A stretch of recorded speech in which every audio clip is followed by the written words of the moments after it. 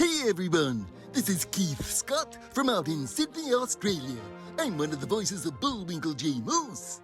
It's time to watch Relentless and Unstoppable. And so give it up for your main hosts, Douglas Kenny and Andy McPhee. Hey everybody, this is Doug Kenny and welcome to Relentless and Unstoppable. We have another amazing guest coming on the channel today, so please hit like and subscribe.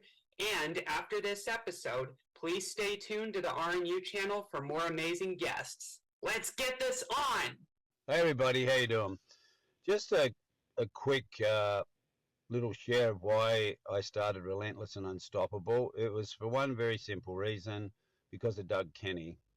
Nothing to do with me at all, zero. I was just coaching Doug, and he took on the coaching and mentoring, and he made all the changes. He took all the suggestions from his parents as well as my coaching, but it was all about Doug, his breakthrough and his weight loss, his willingness to accept that he is dealing with high functioning autism and other issues, but he's never quit, he's never given up. So we did one interview with him to share his story, and then we decided to start interviewing other people. And Doug has now taken over the whole channel, and he does all the interviews, he runs everything. He's just an amazing young man. So RNU was born from simply what an amazing young man Doug is, and his story needed to be shared.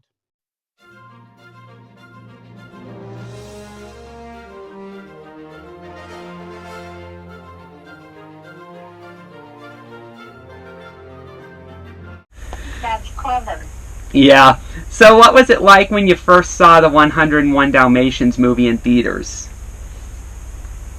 Well, it was just lovely. I don't think we had a premiere or anything. Not that I can remember, and if we did, I might have been working on something else at the time. But we went to go see it, and I just loved it. I thought it was wonderful. And it had dogs, and I love dogs, so there you are. Yeah. You know who Cruella de Vil sort of reminds me of in that scene where she is yelling at Horace and Jasper a little bit? Gordon Ramsay. Who? Oh, Gordon Ramsay. You know, the chef that's always belittling you when you're doing your job? Oh, that guy. Yeah, I can't stand that guy. I wouldn't watch him. I wouldn't go across the street to watch him. I don't like people that are mean. I don't think it's necessary. Yeah, I know what you mean. I was just pointing out how Cruella was really, really mean to Horace Jasper. Oh, she was. She was terrible to everybody, except when she was kissing up to Roger and Anita. She was just, and she was a nasty piece of work, as they say. Yeah. So, what were your thoughts about the famous intro where they have all the puppy spots and then shrinking and just all the amazing animation about it when introducing the cast? Well, I just thought the whole thing was clever, and finding out that this was the movie that saved Disney. I don't know if you know that. Do you know that? No, but tell me more. I must hear it. Well, when Walt did, was it Sleeping Beauty? Yeah, Sleeping Beauty. And Walt he had the eye of an artist, but he wasn't especially a good businessman. I've read a lot of books about him, and he was a visionary and so talented. But, nobody has everything. And so it took them too long to make it. It cost too much money, and it almost bankrupted the studio. And they were very on the edge, and they didn't know what to do. They couldn't do another movie like that because it was too expensive with all the hand drawings. And so Xerox had gone to Roy Disney, and he was the businessman of the two, Walt's brother. And they said, we have a new way of animation with copiers. And they showed him how it would work. And he said, that looks great. And so he went to Walt, he showed it to Walt, and Walt said, that's perfect. It won't cost us as much money, and we can do it. And I even know what story I want to use. And he was always looking at stories, listening to stories, talking to people about stories. And so he went to England to meet with Dodie Smith, who's the author of the 101 Dalmatian book. And he had to wine her and dine her, and she was kind of difficult, and she put him off, and it didn't sound fun for him. But anyway, he finally got her to Los Angeles, got her signed up that she would let him have the rights to the book and do this book as a movie. And when it was released, it did so well that it paid for all their bills, and they had money in the bank then. And so 101 Dalmatians is known as the movie that saved Disney.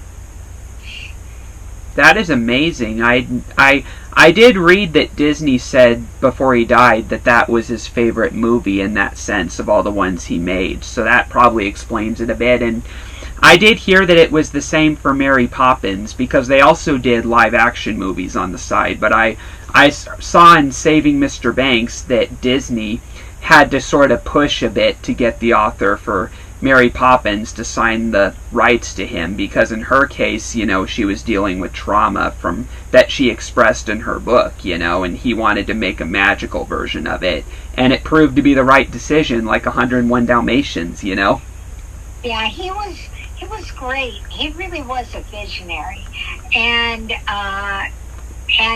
those British women, watch out. They're tough. Yeah, and just a side note, I'm also a motorsports fan, and I heard something similar about race driver Darrell Waltrip. You ever heard of him, or no? Oh gosh, no, I'm not. To me, a car is a mode of transportation. Well, anyway, Darrell Waltrip is a NASCAR champion of 3 times, I think, and towards the end of his racing career, he ran his own race team, but he said that it didn't work out for him because he thought more like a driver than an owner, which is similar to what you said about Disney. He thinks more like an artist than a businessman, Yeah, and people don't have to be everything. No. You can still be so important and wonderful by doing what you do best. And he did what he did best. And look at what he created. He was really an amazing person.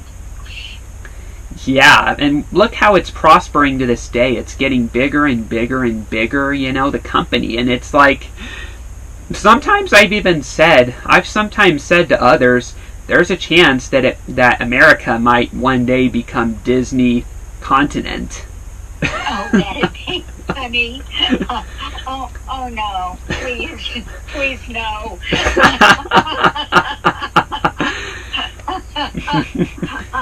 We like it for for what it does now, but that if they start taking over the world, maybe good, but maybe bad.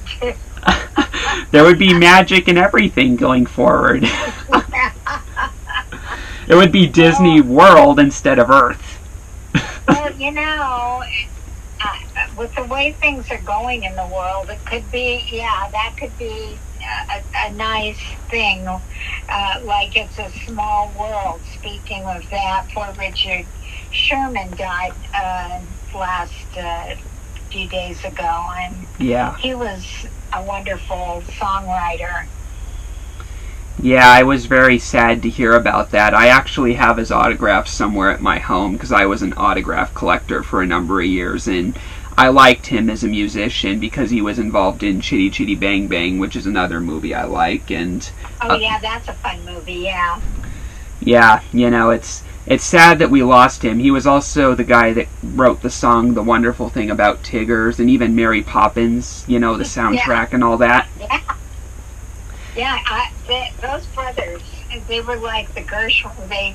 The Gershwins were, a step higher, but the Shermans were right there too. They were really good songwriters. Yeah, you want to hear something funny about me and my older brother Harrison? Okay, you have an older brother, Harrison? Oh, that's interesting. Okay. Anyway, you know how when you're a kid, how you have that sibling rivalry, you're always getting on each other, aggravating each other sometimes?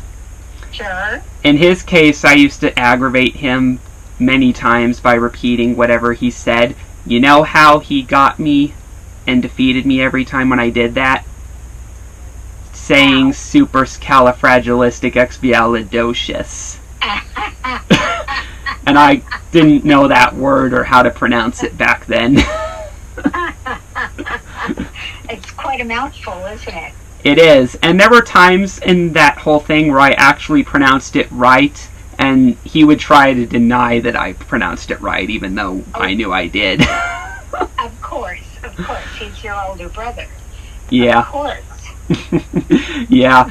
So did you feel satisfied after the movie and in the years afterwards knowing that you were a cast member alongside well-regarded names like Rod Taylor, Ben Wright, who was in The Sound of Music, and then Tudor Owen, Ramsay Hill, and Tom Conway, and J. Pat O'Malley, and David Frankham, and Fred Warlock, and even Thurl Ravenscroft?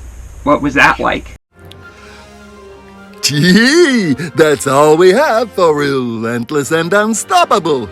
So tune into the next episode to hear more amazing stories from amazing guests.